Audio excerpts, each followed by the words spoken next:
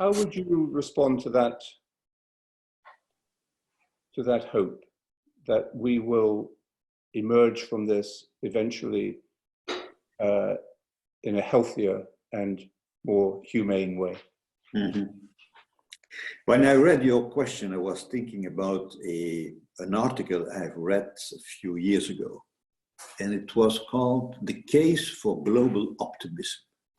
Only a few years ago, huh? And you mentioned now those who are saying, yeah, our system was unsustainable, and they had already predicted what could happen. Huh? A few years ago, there was a case for global optimism, and so we shouldn't forget also the good things that are still happening in our society. Huh? Let us not forget that, and for our generation, it's from utmost importance that we have 70 years of peace. We tend to forget this. The European social market economy is protecting us against all kinds of setbacks in life, which our previous generations never had. And it's still unique in world history and unique even in the world today. The fact that hundreds of millions of people all over the globe have been able to leave extreme poverty, especially in Asia, is also a recent achievement. So it's not all gloomy in our world, and that we shouldn't forget this. Of course, new problems have arisen and others are beginning to appear. And you're right, unfortunately, a crisis is needed, apparently, in order to take a new course and to correct or avoid further mistakes. People tend to act only with the back against the wall, the abyss in front of them, and then a knife to the throat. And unfortunately, I use that expression when I was president of the European Council. I used it also in the Brexit debate. I can assure you it was rather controversial. But I think it is a law of human nature. We wait often too long, and then a crisis is always an opportunity. But unfortunately, we should anticipate and not wait until we have such a catastrophe. We call it this follow-up of crisis, we call it the polycrisis, the multiple crisis. It started 10 years ago with the banking crisis. Then you had the Eurozone crisis, and both a bank and the currency are based on trust.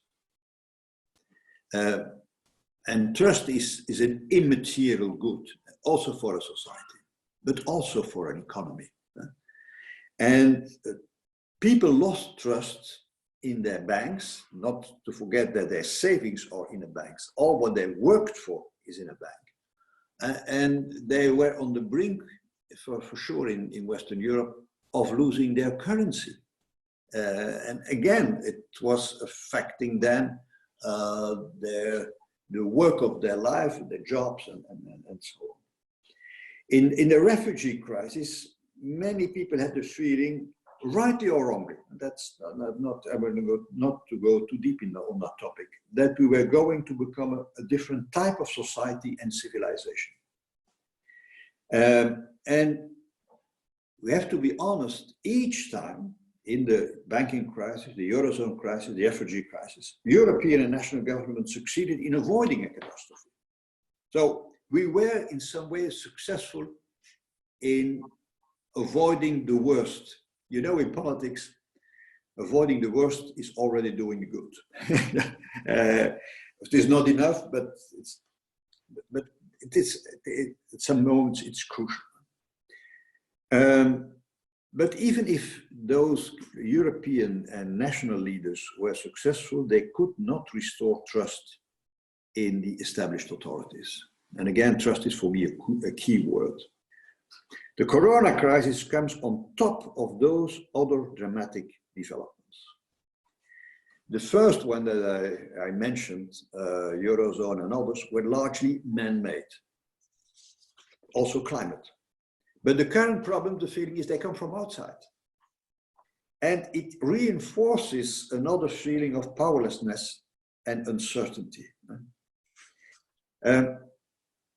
With each crisis, people turn to their leaders to tackle the problem. The market economy is not capable of doing this on its own. That they are simply not powerless.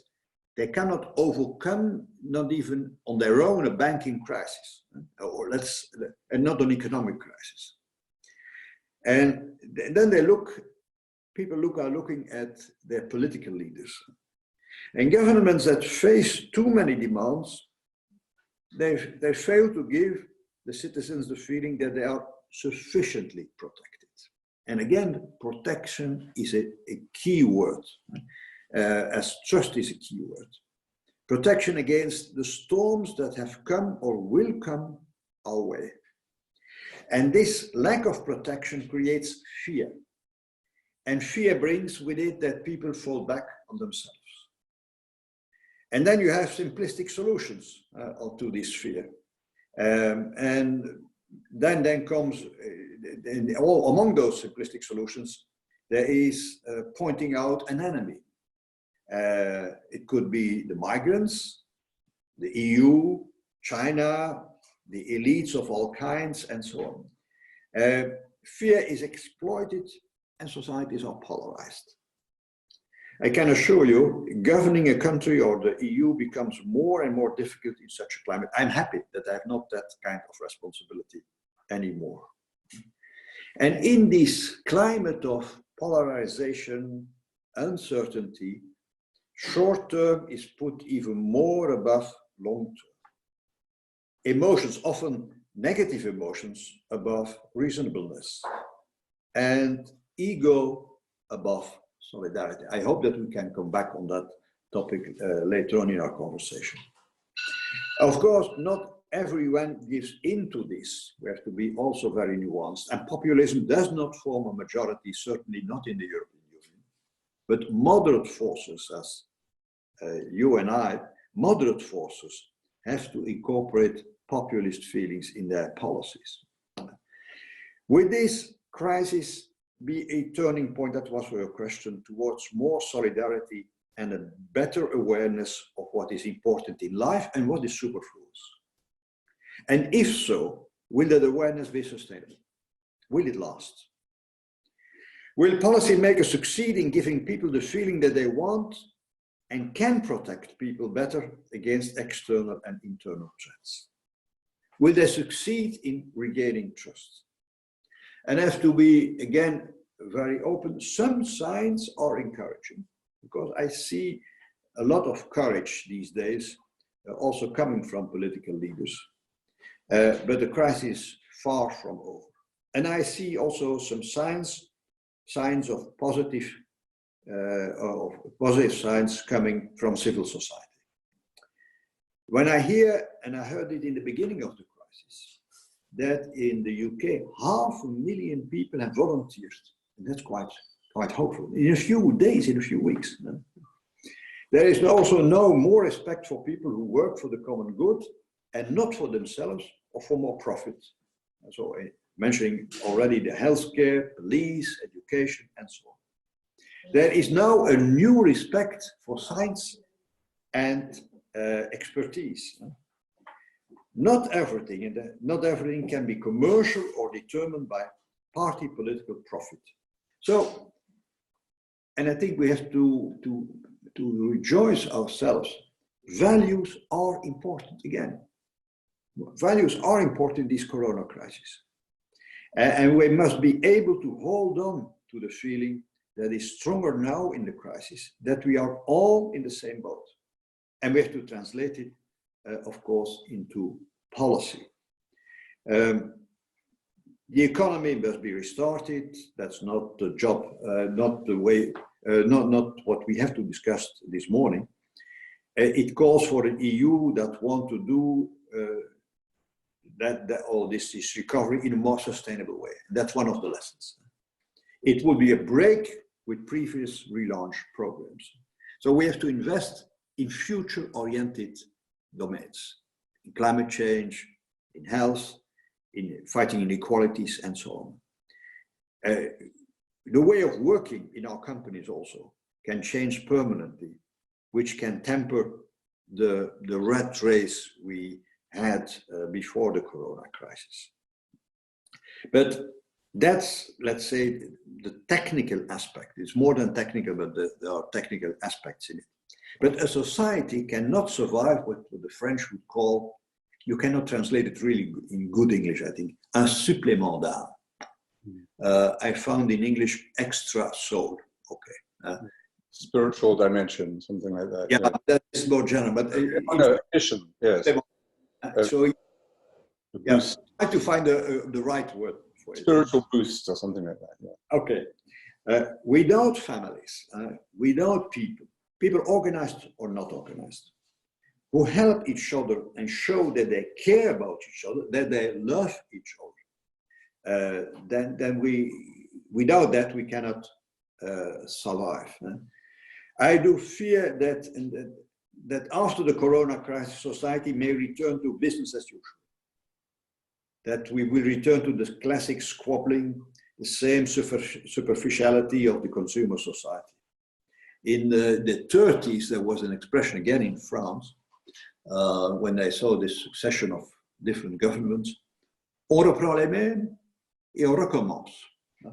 Let's use the same things, the same people, over again and start it all again. So that we have to avoid. And I found in the New York Times a word, Lawrence, that struck me. It was an unknown older man and had these wise words, being isolated in his home, and said, my world may have flipped, but my priorities are falling back into order. It's a very simple word, but it is referring to what I said, we badly need values. He said, my priorities are falling back into order. So there is again a ranking in values. So that, as always, you have in a crisis possibilities and you have dangers. Thank you. I wonder whether you could reflect about these values or this virtue that you were referring to in your last few words. And what do you think would be the main contours of a new society? Do you anticipate a struggle between optimism and pessimism, or between reality and illusion, the idea that we can just go back to normal, whatever normal means? Will there be a struggle between a return to the past and the progress to a new normal, something better and more humane? How do you feel that those questions can be addressed? The answer of Taylor, actually it was a quote. Yeah. It was a quote of the famous French philosopher Alain, and I happened to quote Alain recently. I was, it struck me that he even had to hesitate before he was quoting Alain, pessimism of the intellect and optimism of the will. Of the will. I was looking for the French translation. I don't love those words, pessimism and optimism. I also quote Alain. For me, hope is a better word than optimism. Optimism can be superficial. Hope is much more fundamental. That's referring to what's really valuable in life. And my second remark listening to you is, you're absolutely right. that the old word for values is virtues. And that reminds me of Cicero, famous Roman politician and lawyer and philosopher also. He has written a book, De Officiis, about offices. And he was the first one who wrote about the 4 cardinal virtues. Among them, prudence, among them, courage, among them,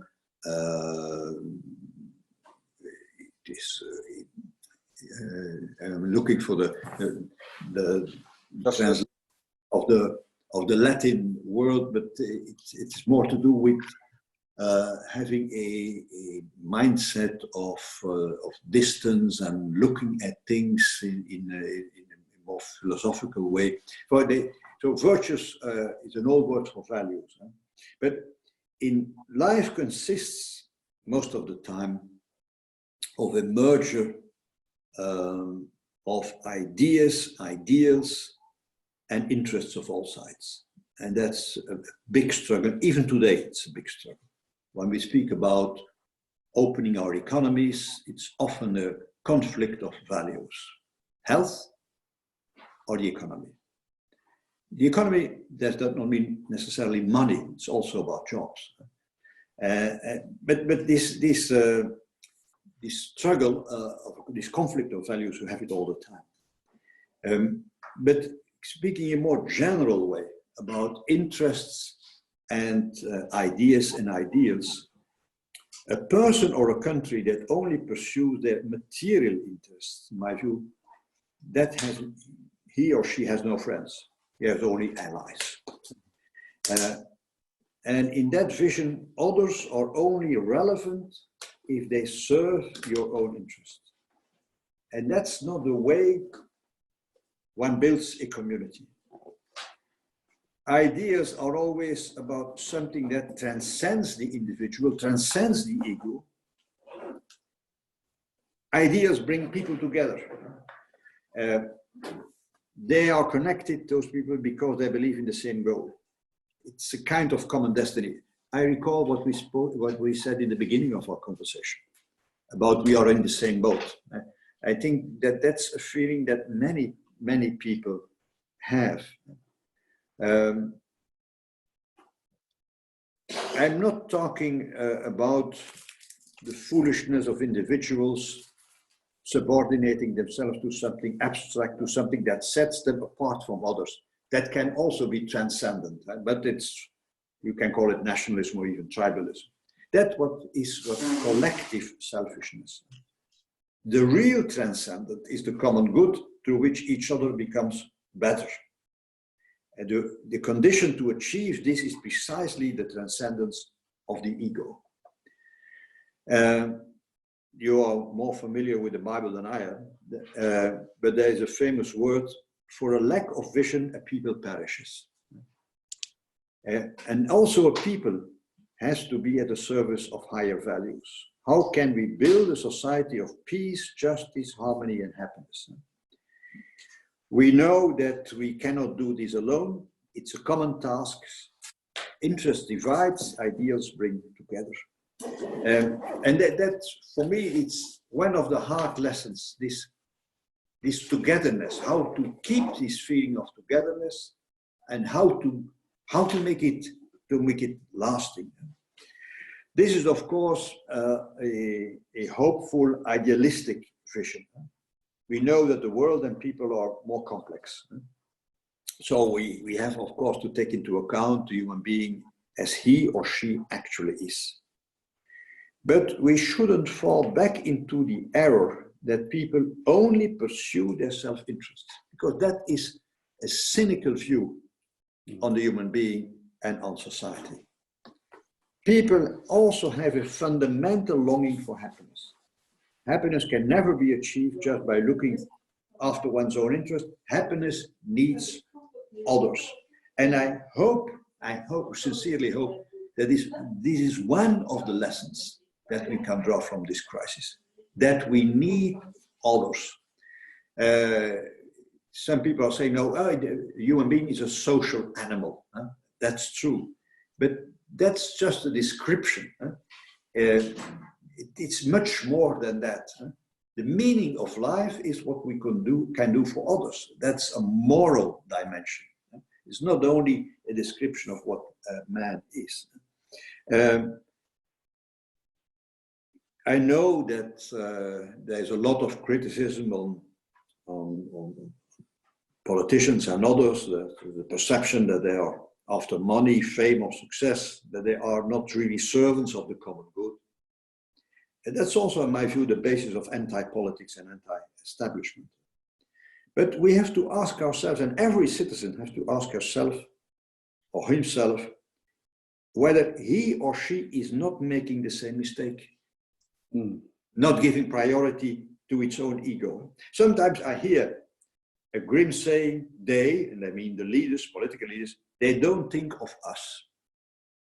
In fact, those people, those citizens often want to say they don't think of me. And the individualization of our contemporary society means that the ego is too often the winner. Not always the winner, but too often. And there is still, in my view, a great potential for love, solidarity, and for free gift. And so a crisis like this one can bring all this to the surface. We know that we can only get out of the crisis together. If each of us adheres to rules of respect for the other, and social distancing is one of them, we can overcome the virus. There is, of course, also a dimension in all this of enlightened self-interest, but there is more too. And that we have to stress. One does not have to be a believer to come to this insight that we need each other. It's in the line with Christian faith, with other religions, in line with other religions or ethical convictions, if they are lived authentically. That I stress that word, if it lived authentically. And Christianity reinforces this belief in togetherness. So you can share a lot of values with other believers or non-believers.